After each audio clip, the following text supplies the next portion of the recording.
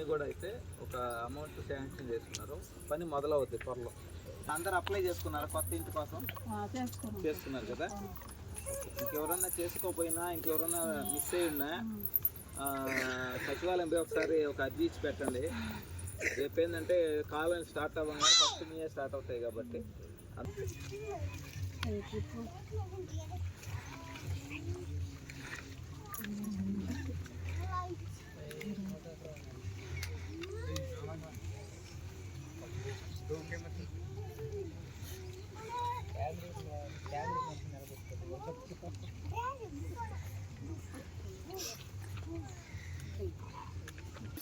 తృప్తిగా పిల్లలు అందరూ మేము తెచ్చేయకుండా అన్నీ తెచ్చిస్తాము.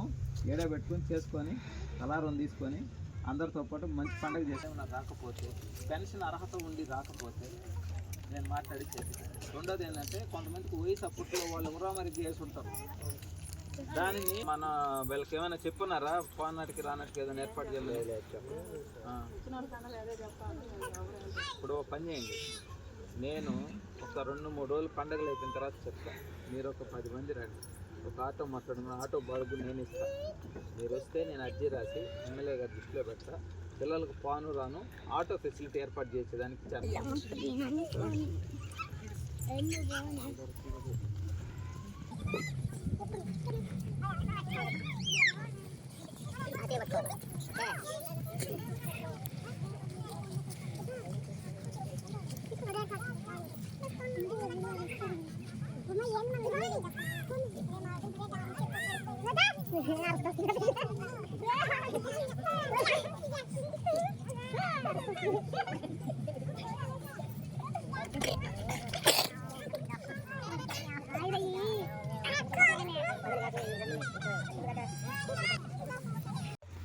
అందరికీ నమస్కారం. ఏదైతే 2026 సంక్రాంతి సందర్భంగా సర్వేపల్లి నియోజకవర్గంలో 117 పంచాయతీల్లో గిరిజన కాలనీలో ఈ యొక్క సంక్రాంతి సంబరాలను నిర్వహించడం జరుగుతూ ఉంది. అందులో భాగంగా ఈరోజు తోటపల్లి గూడూరు మండలం రవీంద్రనగర్ గిరిజన కాలనీ నందు ఏదైతే ఈ కాలనీ గుడిసెలు అస్తవ్యస్తం, గతంలో కూడా అనేక సందర్భాలు వచ్చి వెళ్ళడం జరిగింది.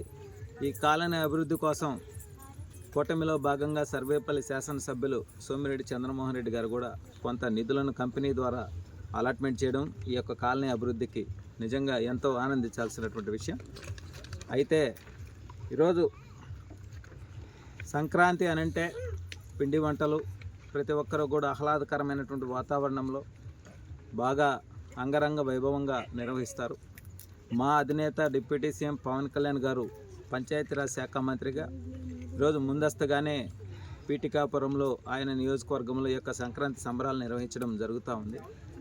అందులో భాగంగా మేము కూడా మా గిరిజన కుటుంబీకులతో కలిసి ఈరోజు నాకు తోచింది నేను చేయగలిగింది కొంత వాళ్ళకు కూడా తీపి చేసే విధంగా ఈరోజు వాళ్ళందరికీ కూడా అరిసెలు పంపిణీ చేయడం, అదేవిధంగా ఏదైతే కూటమి క్యాలెండర్ శతఘ్ని వారి క్యాలెండర్ను కూడా ఆవిష్కరింపజేశాం.